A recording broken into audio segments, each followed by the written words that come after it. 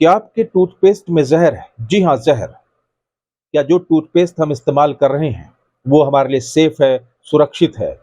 क्या जिस टूथपेस्ट का हम इस्तेमाल कर रहे हैं, वो हमारी सेहत के लिए ठीक है?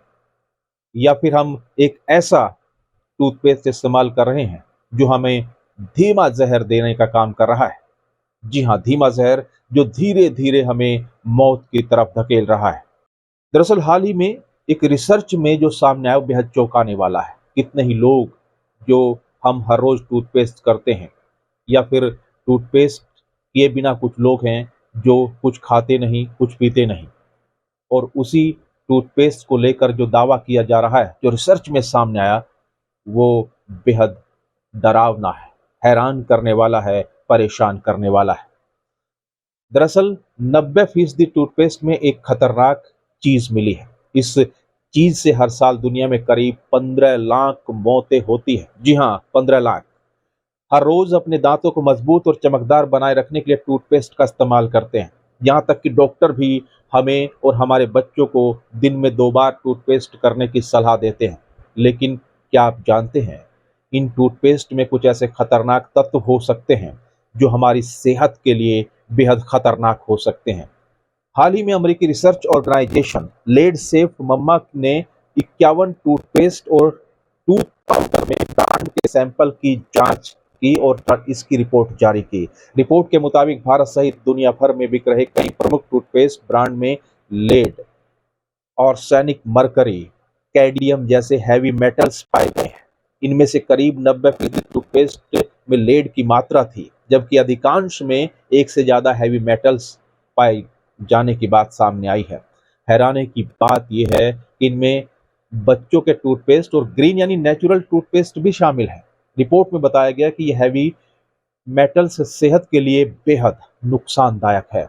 विश्व स्वास्थ्य संगठन यानी WHO के मुताबिक साल 2021 में दुनिया में लेड पॉइजनिंग की वजह से 15 लाख लोगों की मौत हो चुकी है। वहीं यूनिसेफ की टॉक्सिक ट्रुथ नामक एक रिपोर्ट के मुताबिक दुनिया का हर तीसरा बच्चा लेड पॉइजनिंग से पीड़ित है। दरअसल लेड एक टॉक्सिक मेटल है जो सेहत के लिए बेहद खतरनाक है। इसका इस्तेमाल पेंट, बैटरी, कॉस्मेटिक, खिलौने और कंस्ट्रक्शन में सबसे ज्यादा इस्तेमाल होता है। लेड के संपर्क में आने से सबसे ज्यादा नुकसान बच्चों के ब्रेन को होता है, उनके दिमाग को होता है, जो उनके सीखने और ध्यान केंद्रित करने की क्षमता पर बुरा असर डालता है। अमेरिकन एकेडमी ऑफ पीडियाट्रिक्स के मुताबिक लेड के संपर्क में बच्चों का आईक्यू लेवल 4 से 5 पॉइंट तक घट सकता है, नीचे आ सकता है। इसके अलावा लेड हमारी हड्डियों, दांतों, किडनी, लीवर और हार्ट को बुरी तरीके से प्रभावित कर सकता है। सबसे खराब बात यह है कि लेड धीरे-धीरे शरीर में जमा होता है और उसे प्रभावित करता है। जब इसका पता हमें चलता है, तब तक शरीर किसी गंभीर बीमारी की चपेट में आ चुका होता है। ये एक ऐसा ज़हर है जिसकी थोड़ी-सी भी मात्रा नुकसानदायक है, बेहद खतरनाक है। दरअसल लेड के कण दूषित हवा, पानी और मिट्टी में भी मौजूद रह सकते हैं, वहाँ पर भी मिल सकते हैं। लेड के कण दूषित हवा, पानी और मिट्टी में मौजूद होने से लोगों को ये साँस के द्वारा अंदर जाते हैं और उसमें ज़्यादा समझ नहीं आ पाता।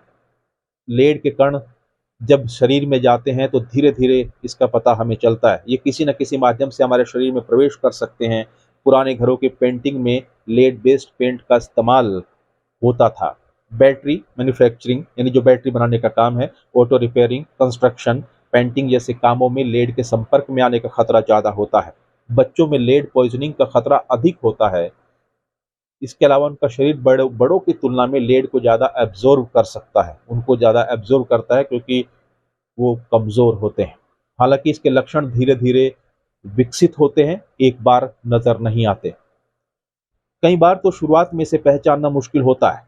हालाँकि थोड़ी-सी जागरूकता और सावधानी हमें लेड पॉइज़निंग के खतरे से और अपने परिवार को बचाने में मदद कर सकती है, सुरक्षित रख सकते हैं और इसमें थोड़ी-सी सावधानी बरतें तो हम इसके प्रति जागरूक रहें तो अपने परिवार को, खुद को बचा सकते हैं। इसके लिए बच्चों के हाथ धोने की आदत डालें सबसे पहले।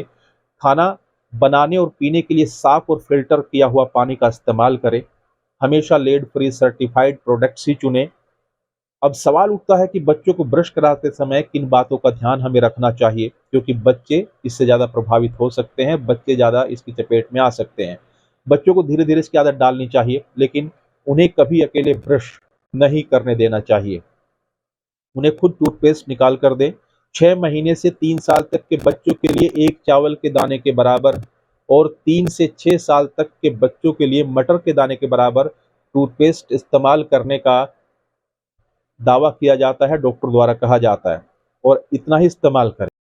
इसे बड़े बच्चे भी बहुत ज़्यादा मात्रा में लेने से बचें। छोटे बच्चों को अपने हाथों से ही टूथपेस्ट दें, और ताकि वो सही मात्रा में इस्तेमाल कर सके, और ब्रश कराएँ और फिर ब्रश करते समय उनकी निगरानी करें, सुनिश्चित करें कि सही मात्रा में टूथपेस्ट का वो इस्तेमाल कर रहे हैं और उसे निगल नहीं रहे हैं। उन्हें दाँतों के सभी हिस्सों पर धीरे-धीरे ब्रश करना सिखाएँ। अगर बच्चा गलती से ज़्यादा टूथपेस्ट निगल ले, तो तुरंत डॉक्टर को दिखाना चाहिए या उन्हें दिखाएँ। कई बार पेरेंट्स ये गलती करते हैं कि वो नहीं दिखा पाते। सुनिश्चित करें कि वो सही मात्रा में टूथपेस्ट का इस्तेमाल कर रहे हैं और उसे निगल नहीं रहे हैं। उन्हें दांतों के सभी हिस्सों पर धीरे-धीरे ब्रश कराना सिखाएं। अगर बच्चा गलती से ज़्यादा टूथपेस्ट निगल ले तो तुरंत डॉक्टर को दिखाना चाहिए। उन्हें बताएं कि बच्चे ने कौन-सा और कितना टूथपेस्ट निगला है। इसके आधार पर डॉक्टर कुछ दवाएँ दे सकते हैं। वहीं टूथपेस्ट खरीदते समय इंग्रीडिएंट्स लेबल ज़रूर पढ़ें कि इसमें क्या-क्या तत्व मिलाए गए हैं, क्या-क्या है। कोई भी संदिग्ध अगर तत्व उसमें पाया जाता है तो उसकी जानकारी लें। बच्चों के लिए हमेशा उसकी उम्र के अनुसार ही टूथपेस्ट का चुनाव करें। बच्चों के लिए हमेशा उसकी कम उम्र के अनुसार टूथपेस्ट का चुनाव करें। संभव हो तो नेचुरल या हर्बल टूथपेस्ट का इस्तेमाल कर सकते हैं, या आईएसआई या एफएसएसआई द्वारा सर्टिफाइड ब्रांड चुनें। सुरक्षित टूथपेस्ट चुनने के लिए डेंटिस्ट से भी सलाह ज़रूर लेनी चाहिए। बच्चों के लिए 3.5 माइक्रोग्राम प्रति डेसीलीटर या उससे अधिक चिंताजनक माना जाता है। वहीं बड़ों के लिए 10 माइक्रोग्राम प्रति डेसीलीटर होता है। बड़ों में 10 से 25 साल तक का जो लेवल है नियमित लेड संपर्क का संकेत है। इसमें अधिक होने पर इलाज की ज़रूरत है। इलाज की बात करें तो डॉक्टर सबसे पहले व्यक्ति को लेड एक्सपोज़र से दूर करते हैं। उसके बाद किलेशन थेरेपी के ज़रिए शरीर से लेड निकालते हैं। वे थेरेपी इंजेक्शन या दवा दोनों के रूप में हो सकती है। इसके साथ ही लक्षणों का भी इलाज किया जा सकता है। यानी जो टूथपेस्ट आप इस्तेमाल कर रहे हैं तो उसमें सावधानी आपको बरतनी होगी, और आपके बच्चों को भी आपका ही ध्यान रखना होगा। आज की हमारी खास पेशकश में इतना ही। जय हिंद, जय भारत।